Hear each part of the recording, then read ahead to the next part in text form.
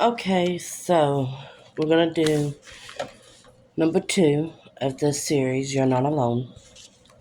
I've decided that's what we're gonna call it. Um, Last time it was on rape.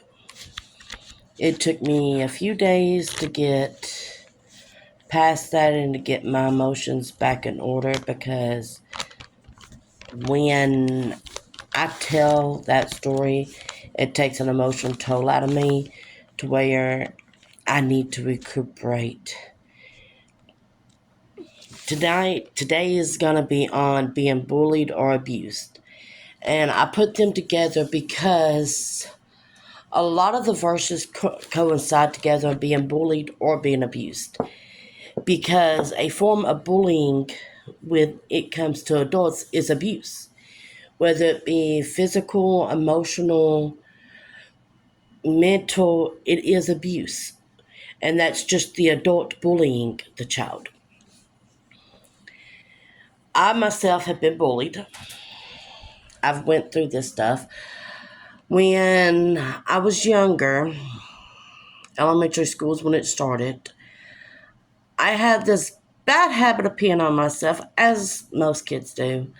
Mine, though, it lasted longer than it should have. And throughout elementary school, I got made fun of for that. Uh, Certain words I would say, you can probably tell through the videos that my speech is not all that good. I got made fun of for that. I had a bad stuttering problem. I got made fun of.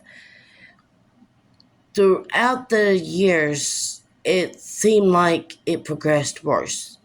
And I thought, that I was okay, everything was good until I hit high school. In high school, I started having a series of surgeries due to some knots that would form underneath my arm. Well, the doctor decided that because of these knots, I needed to have a skin graft underneath my arm. Like I said, I was in high school. Well, along with having the skin graft, I had to be put in a brace that held my arm up like this right here, so I couldn't let it down at any time. They took the skin from the top of my leg, so I couldn't walk very much. We decided to go to the Fall Fest at my hometown, and I had to be put in a wheelchair because, like I said, I couldn't walk that much. The amount of looks I got, and it wasn't pity looks, it wasn't like they felt sorry for me, it was like I was a freak. Like there was something wrong with me. I didn't have friends to speak to me. I'd been on the volleyball team when this started. They didn't speak to me. My coach didn't speak to me. I was up there maybe 30, 45 minutes, and I told my mom, I said, I'm ready to go. I said, I feel like a freak. I said, nobody is speaking to me. I said, I'm ready to go. Well, upon healing, I decided I'm going to get comfortable with this new scar. I'm going to wear a spaghetti strap to school. All the girls was wearing them. It was close to summertime during this time. Only to be overheard several people talk about how disgusting it was me wearing a spaghetti strap tank top, anything that showed the scar, that nobody wanted to see that I was disgusting, that I should have that hidden, all the way up to my senior year where I was made to put a sweater on or change my shirt because I was interrupting people that was eating in the restaurant that my senior class was in. So it wasn't just kids, it was teachers. I'd been through bullying, and it wasn't something that is easy to deal with. And the kids that go through it, and the parents who tell them, that sticks and stones may break your bones, but words don't hurt. They do hurt. It may not be physical, but it is mental and it is emotional. And it took me a long time to figure out how to deal with this and how to accept me for who I was and the way that God made me. The way that God made me, he deemed it was perfect. And I realize this now. It took me some time. My husband's been we've been together for 18 years. So he's been trying for 18 years, trying to tell me, that I was perfect. Never quite believed it. I just couldn't get it in my head that I was perfect. There was something wrong with me. That there was better. Well, in this whole path and this whole journey of me discovering of who God wanted me to be and what God wanted me to do with my life, I have discovered that He made me perfect the way I am. We all have some form of what we think is wrong with us. Whether you think that you may have the perfect looks, there is something about yourself that you don't like. And if you go around and you bully people, you need to stop and think about what if they pointed out that one aspect, that one thing that you don't like about yourself. How would it make you feel? I like using an old phrase from my childhood with my kids. WWJD, what would Jesus do? Jesus was bullied. Jesus was ridiculed. Jesus was mocked. He was crucified. And yet, he still asked God to forgive us. Instead of him saying, no, I'm done, humanity don't stand a chance. Father, take care of them. They don't deserve it. He decides to tell his father, Father, forgive them. They not know what they do.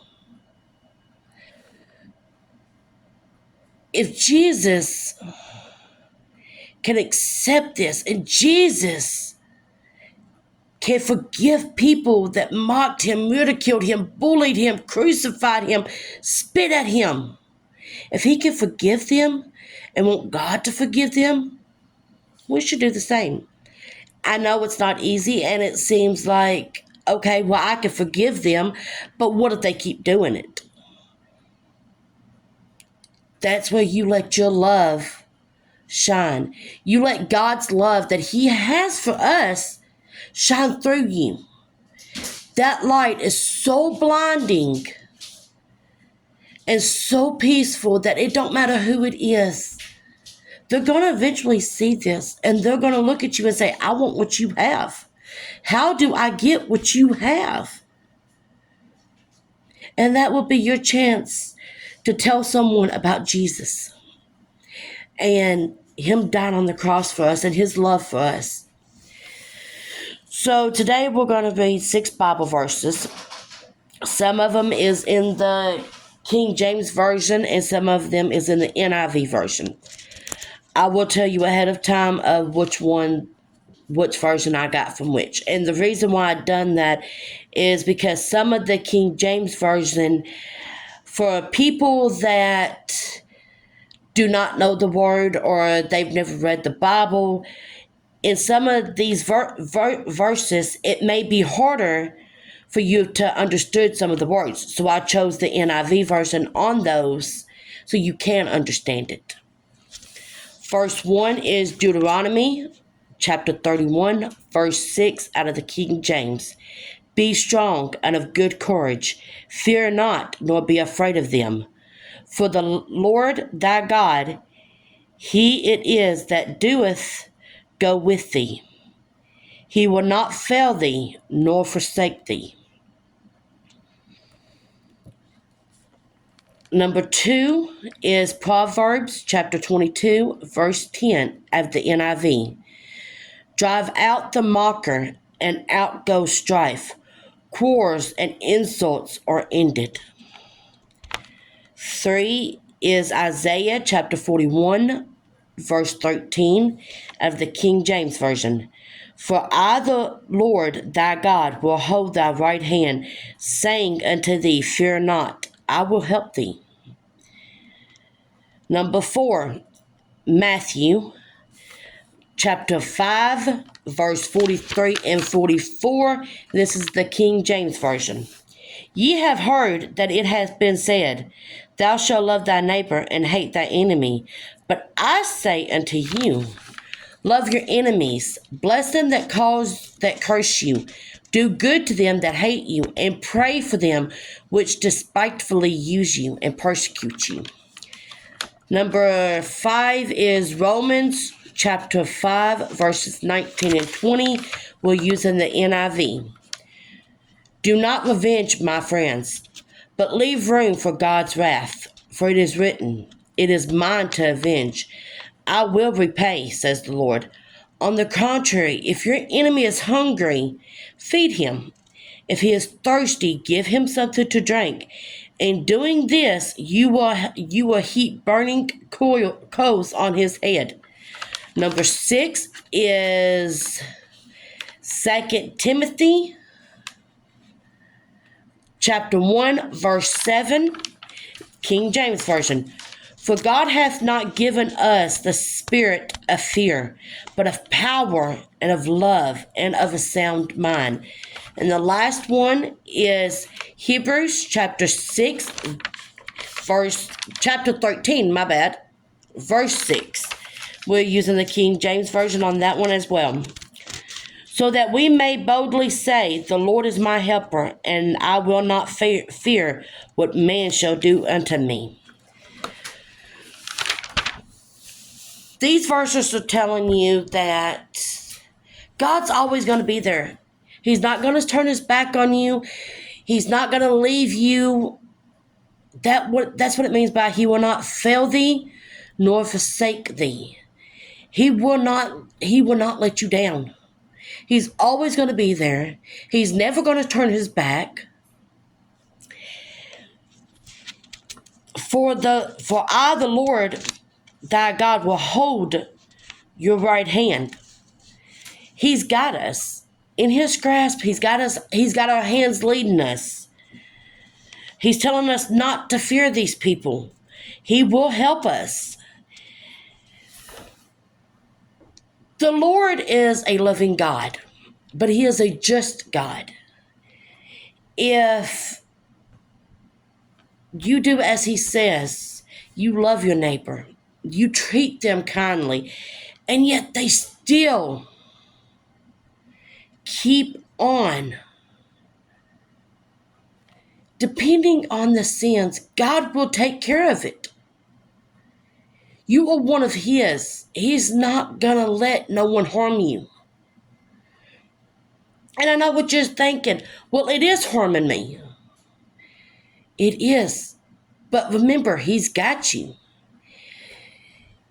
He is standing in front of you with a shield all around you. And while they are casting their stones, he is trying to protect you. If he misses one, we can't fault him because he is trying. He is trying to protect us. He is trying to keep us saved. Our God is a loving God, and he loves us with all of his heart.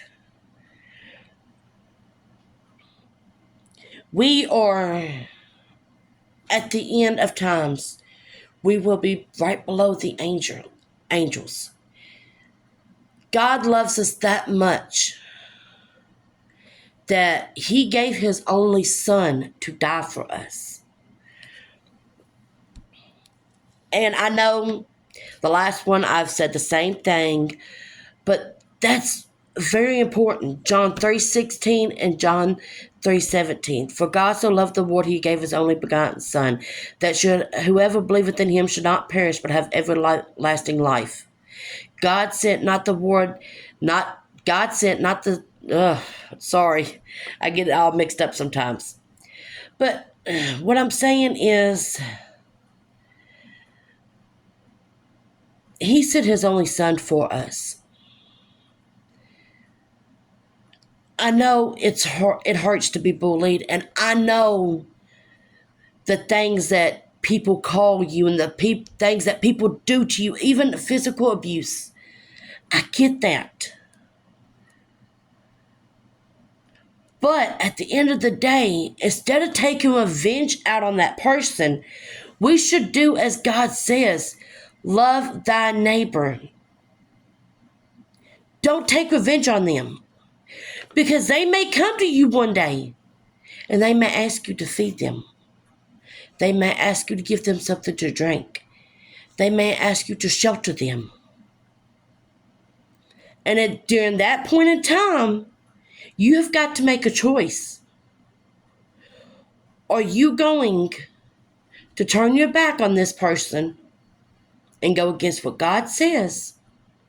Or are you going to help this person and do what God says? And at the end, Him look at you and say, good job, faithful servant.